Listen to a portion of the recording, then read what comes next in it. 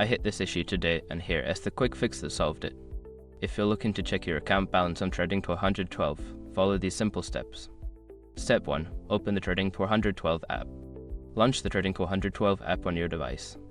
Make sure you are connected to the internet for a smooth experience.